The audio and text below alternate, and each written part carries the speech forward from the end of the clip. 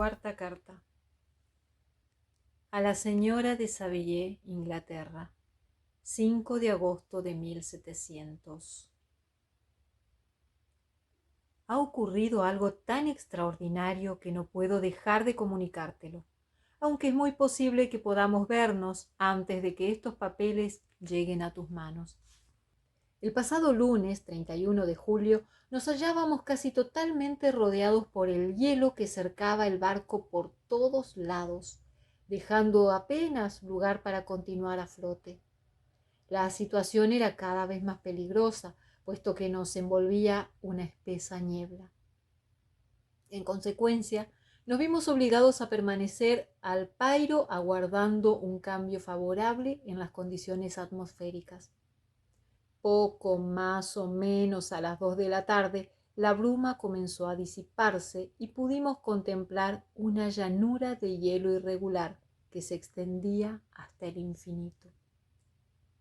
Algunos de mis hombres empezaron a lamentarse e incluso yo mismo fui presa de la inquietud cuando de improviso un insólito espectáculo nos llamó la atención y distrajo nuestros pensamientos de la desagradable situación en la que nos encontrábamos. Observamos a media milla de distancia un trineo tirado por perros que corría en dirección norte. En el vehículo, sujetando las bridas, viajaba una figura de forma humana, pero de gigantescas proporciones. Con nuestros catalejos pudimos seguir durante un rato su veloz desplazamiento hasta que se ocultó en la lejanía tras los montículos de hielo. Esta visión nos llenó de un asombro indescriptible. Según nuestros cálculos, habíamos viajado cientos de millas y nos encontrábamos muy lejos de cualquier tierra conocida. Sin embargo, la aparición del trineo parecía demostrar que no nos habíamos alejado tanto como suponíamos. Por otra parte, prisioneros de los hielos, no pudimos seguir tras las huellas de aquel hombre. 2 horas más tarde sentimos agitarse el agua bajo nuestra quilla y antes del anochecer los hielos se partieron y liberaron el barco. De todos modos, permanecimos en el mismo lugar, ya que no queríamos arriesgarnos en la oscuridad a sortear los terroríficos bloques que flotan libremente cuando el hielo se rompe. Esto me permitió descansar algunas horas durante el resto de la noche. A la mañana siguiente, tan pronto comenzó a amanecer, subí a la cubierta y encontré a mis marineros asomados a una de las bordas, hablando, según me pareció, con alguien que se hallaba en el exterior. Efectivamente, un vehículo muy parecido al que habíamos visto antes se había detenido al lado del barco. Durante toda la noche estuvo flotando a la deriva sobre un témpano hasta llegar a nosotros. Solo uno de sus perros seguía viviendo, y en su interior viajaba un ser humano a quien mis hombres intentaban persuadir para que subiese a bordo. A diferencia del viajero de la noche anterior, no era un ser salvaje, un habitante de una isla aún inexplorada, sino un europeo. Cuando aparecía en la cubierta, el maestre gritó: «Ahora viene el capitán. Él no lo dejará morir de ese modo». Al verme, el hombre me habló en inglés, aunque con cierto acento extranjero. «Antes de subir a bordo de la nave», dijo, «hágame el favor de indicarme hacia dónde se dirigen». Puedes imaginar mi sorpresa al escuchar tales palabras en labios de un hombre condenado a una muerte segura y que lógicamente vería en mi barco algo más precioso que todos los tesoros del planeta. Le respondí, no obstante, que realizábamos un viaje de exploración hacia el Polo Norte, cosa que pareció satisfacerle, pues consintió en subir a bordo. Dios santo, Margaret, si hubieras visto al hombre que ponía condiciones a su salvación, tu sorpresa no hubiera tenido límites. Sus miembros estaban casi helados y su cuerpo horriblemente demacrado por el cansancio y las privaciones. Nunca antes había visto a un ser en un estado tan lastimoso. Intentamos instalarlo en el interior, pero en cuanto le faltó el aire frío, perdió el conocimiento. Lo trasladamos de nuevo a la cubierta y quisimos reanimarlo haciéndole fricciones con coñac, del que también le hicimos beber unos sorbos. Apenas comenzó a recuperarse, lo abrigamos con unas mantas y lo colocamos en la cocina cerca del fogón. Gracias a ello, poco a poco fue volviendo en sí y tomó algo de sopa, que le hizo mucho bien. 2 días pasaron antes de que pudiera hablar, y durante un tiempo creí que su sufrimiento lo había hecho enloquecer. Cuando comenzó a reponerse, ordené que lo llevaran a mi camarote y lo cuidé tanto como mis ocupaciones me lo permitieron. Nunca antes había conocido a nadie más interesante. Una luz exaltada, casi demencial, brillaba a veces en sus pupilas. Pero si le hacían un favor, si le prestaban el más mínimo servicio, sus facciones se iluminaban con una expresión de dicha y dulzura que no he hallado en ningún otro hombre. Pese a ello, la mayor parte del tiempo estaba triste e incluso desesperado. De vez en cuando apretaba los dientes como si no pudiera soportar por más tiempo el peso de los dolores que lo oprimían. A medida que su salud fue mejorando, me preocupé por mantener alejados a mis hombres, que querían hacerle muchísimas preguntas. No quise permitir que lo atormentaran inútilmente con su curiosidad, pues estaba claro que en su deplorable estado, tanto físico como mental, solo podría restablecerse con reposo absoluto. Cierta tarde, sin embargo, el maestre le preguntó: ¿Cómo ha llegado usted tan lejos en un vehículo tan extraño? Su expresión mostró inmediatamente los rasgos de la más profunda tristeza. Respondió: intentaba alcanzar a alguien que huía de mí. ¿Y ese hombre viajaba de la misma manera? Sí. Siendo así, me parece que lo vimos, porque el día antes de encontrarlo a usted divisamos sobre el hielo a un hombre que viajaba en un trineo tirado por perros. Esto interesó a nuestro huésped, que comenzó a formular numerosas preguntas sobre la dirección seguida por aquel diablo, como lo llamó.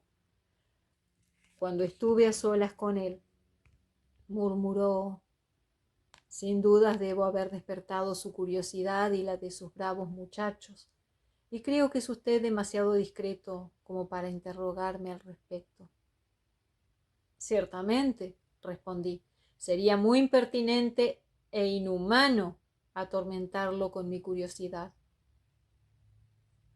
Y sin embargo, prosiguió, me ha librado usted de una extraña y delicada situación. Me ha salvado generosamente la vida. Algo más tarde quiso saber si creía que el hielo, al romperse, habría hecho desaparecer el otro trineo. Le respondí que no era posible afirmarlo con certeza, puesto que el hielo se había roto hacia la medianoche y por lo tanto el hombre había tenido tiempo suficiente para llegar a un lugar seguro. No era posible asegurar nada al respecto. A partir de entonces, una mayor vivacidad animó su cuerpo exhausto. Mostraba grandes deseos de hallarse de nuevo en la cubierta para vigilar personalmente la posible aparición del trineo, que apareció primero. Finalmente pude convencerlo de que permaneciera en su camarote, pues todavía se hallaba demasiado débil como para soportar sin peligro las inclemencias del clima. Pero tuve que prometerle constante vigilancia y le aseguré que, si aparecía algo sobre el hielo, se lo comunicaría enseguida. He anotado así en mi diario los insólitos sucesos de estos últimos días. Mi huésped va mejorando lentamente, pero permanece muy silencioso y da muestras de enojo cuando alguien, que no soy yo, entra en su camarote. Pese a ello, sus modales son tan agradables y dulces que toda la tripulación se preocupa por él, aunque no se muestra muy locuaz con nadie. En lo que a mí respecta, comienzo a quererlo como a un hermano, como a un ser muy cercano a mi corazón, y su constante e inmensa pesadumbre despierta mi simpatía y mi piedad. En otros tiempos debe de haber sido un hombre muy notable para mostrarse tan amable y atractivo en su situación actual. Te decía en una de mis cartas, querida Margaret, que no hallaría ningún compañero en las soledades oceánicas. Sin embargo, he encontrado un amigo al que me haría feliz considerar un hermano antes de que su espíritu se haya quebrado por la desgracia. Seguiré hablando de ese extraño huésped en mi diario cuando ocurra algún suceso digno de mención relacionado con él.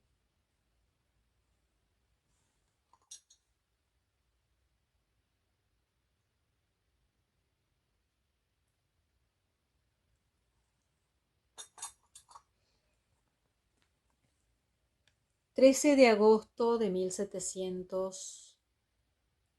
El afecto que siento por ese hombre aumenta cada día.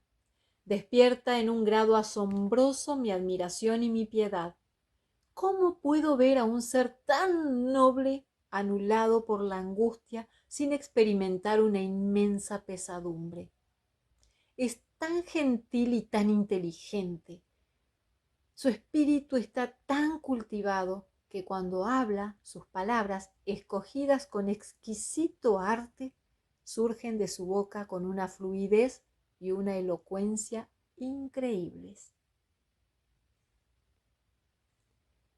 Ha experimentado una gran mejoría y ahora permanece siempre en la cubierta, buscando sin duda el trineo que precedía al suyo.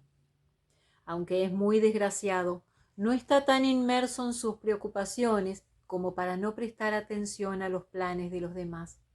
Demostró el mayor interés por las medidas que yo había tomado para aumentar nuestras probabilidades de éxito, y lo hizo hasta en los más mínimos detalles. Gracias a la simpatía que me muestra, me ha impulsado a abrirle mi corazón y a contarle las ansias y el fervor que animan mi alma, a decirle hasta qué extremo era capaz de sacrificar alegremente mi fortuna y mi vida para concretar mis proyectos. La vida o la muerte de un hombre, dije, no son más que un módico precio cuando se trata de lograr los conocimientos que busco, la sabiduría que quiero alcanzar para poder transmitirla a la posteridad y favorecer con ello al género humano. Mientras yo hablaba, una profunda tristeza fue adueñándose de su rostro. Pude ver que se esforzaba por dominar su emoción. Luego, repentinamente, se cubrió el rostro con las manos. Mi voz tembló y enmudecí al observar que las lágrimas corrían entre sus dedos y que un gemido escapaba de su pecho jadeante. Por fin, dijo con voz entrecortada: pobre amigo, comparte, pues, mi locura. ¿También ha bebido usted hasta embriagarse? Escúcheme, deje que le narre mi historia y alejará usted la copa de sus labios. Extrañas palabras. Ya puedes imaginar cómo incitaron mi curiosidad, pero el gran dolor que había sufrido mi amigo acabó con sus escasas fuerzas y necesitó muchas horas de descanso y de tranquila conversación para recuperar su equilibrio. Cuando logró acallar el clamor de sus sentimientos, pareció despreciarse por haberse dejado llevar por la emoción, y apartando el espectro tiránico de su desesperación, me indujo de nuevo a hablar de mis asuntos personales. Me pidió que le contara sobre mi niñez y lo hice con pocas palabras, aunque el relato despertó en mí varios pensamientos encontrados. Le confesé mi anhelo de hallar un amigo, la necesidad que sentía de simpatizar con un espíritu más próximo al mío que el de aquellos que había conocido. Le dije que estaba convencido de que un hombre no puede ser totalmente feliz si no goza de esa bendición. Estoy de acuerdo con usted, me respondió. Los hombres somos seres incompletos. Vivimos tan solo a medias si alguien más sabio, mejor que nosotros mismos, cosa que debe ser un verdadero amigo, no está a nuestro lado para ayudarnos, para mejorar nuestra naturaleza débil e imperfecta. Tuve un amigo que era el más noble de los hombres y puedo, pues, considerarme en condiciones de hablar sobre la amistad con conocimiento de causa. Usted tiene esperanzas, tiene el mundo entero ante sí. No hay razón alguna para desesperar. Yo, por el contrario, lo he perdido todo y ya no puedo comenzar mi vida de nuevo. Al mismo tiempo que decía estas palabras, su rostro tomó una expresión de tranquila serenidad, de resignación que me oprimió el pecho. Luego cayó y pronto se retiró a su camarote. A pesar de su desolación, nadie puede gozar de la hermosura del paisaje tan intensamente como él. El cielo estrellado, el mar, todo cuanto ofrecen estas maravillosas regiones polares parece elevar su alma. Un hombre como él tiene una doble existencia, es capaz de haber soportado todas las desgracias y estar aniquilado por las desilusiones. Pero cuando realiza un ejercicio de introspección, se convierte en un espíritu celestial, rodeado por un halo mágico que ni las penas ni la locura pueden franquear.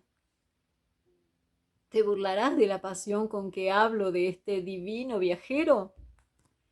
En verdad no lo harías si lo hubieras conocido. Los libros y tu vida, lejos del mundo, han educado y refinado tu espíritu y te han hecho un tanto escéptica, pero también tú te inclinarías ante los extraordinarios méritos de esta criatura maravillosa.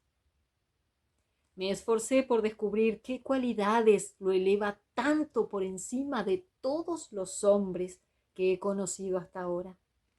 Creo que es algo intuitivo, un poder de juicio, rápido e infalible al mismo tiempo, una percepción de las causas de las cosas, de una claridad y precisión singulares. Agrega a todo ello su facilidad de palabra y su voz, en la que las diversas entonaciones son como una música para el alma.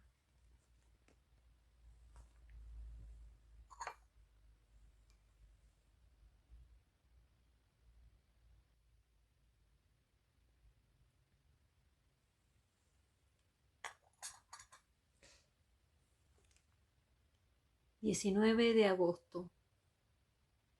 Ayer mi huésped me dijo: usted ya debe intuir, capitán Walton, que he soportado más reveses de los que seguramente nadie haya conocido. Hace tiempo decidí que me llevaría a la tumba el secreto de mis males, pero usted me ha hecho cambiar de propósito. Anhela el conocimiento y la sabiduría como lo hice yo durante muchos años, y deseo ardientemente que el cumplimiento de sus proyectos no sea, como para mí, semejante a una serpiente venenosa. No sé si el relato de mis desgracias tendrá para usted alguna utilidad, pero como veo que sigue un camino igual que el mío, arriesgándose a peligros idénticos a los que me han convertido en lo que soy ahora, creo que podrá extraer de mi historia alguna experiencia que pueda serle útil si el éxito le sonríe o, en caso contrario, pueda consolarlo en su fracaso. Prepárese para escuchar un relato que podrá parecerle sobrenatural. Si nos halláramos ante un paisaje menos impresionante, temería que no me creyera y que me considerara ridículo, pero en el seno de estas regiones salvajes y misteriosas parecen verosímiles muchas cosas que en cualquier otra parte provocarían la risa de quienes desconocen las inmensas posibilidades de la naturaleza. Sé, por supuesto, que el desarrollo de mi relato no prueba la veracidad de los hechos que lo componen. Puedes imaginar, querida hermana, que me sentí gratificado ante la perspectiva de escuchar esas revelaciones. Sin embargo, no podía soportar la idea de que esas confesiones reanimasen el sufrimiento de mi huésped. Pero al mismo tiempo estaba impaciente por escucharlas, movido en parte por la curiosidad y en parte por el deseo de mejorar la suerte de ese hombre si eso estaba en mis manos. Así se lo dije. Le estoy agradecido por su amabilidad, pero no era necesario, respondió. Mi destino está casi cumplido. No espero más que un solo acontecimiento y podré descansar en paz. Luego prosiguió, intuyendo que yo intentaría protestar. Comprendo lo que siente, pero se equivoca, amigo mío, si es que me autoriza a llamarlo así. Nada puede cambiar mi destino. Escuche mi historia y sabrá hasta qué punto mi existencia ya está decidida. Me dijo entonces que comenzaría su relato al día siguiente, puesto que yo dispondría de tiempo libre. Le agradecí profundamente su promesa. He decidido registrar todas las noches, cuando las obligaciones de a bordo me lo permitan o no revistan mucha urgencia, lo que mi huésped me haya contado durante la jornada, empleando en lo posible las mismas palabras. Si tengo excesivo trabajo, tomaré como mínimo algunas notas.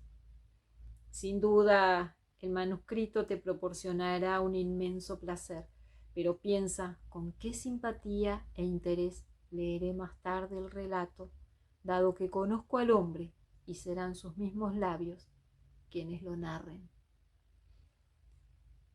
Ya creo escuchar su vibrante voz resonando en mis oídos. Creo ver sus ojos brillantes mirándome con su melancólica dulzura. Veo cómo, en su animación, levanta su fina mano mientras sus rasgos se encienden con el ardor de su alma generosa. Qué extraordinaria debe de ser su historia, y qué terrible la tempestad que alcanzó al noble barco en su travesía y lo destrozó de tal forma.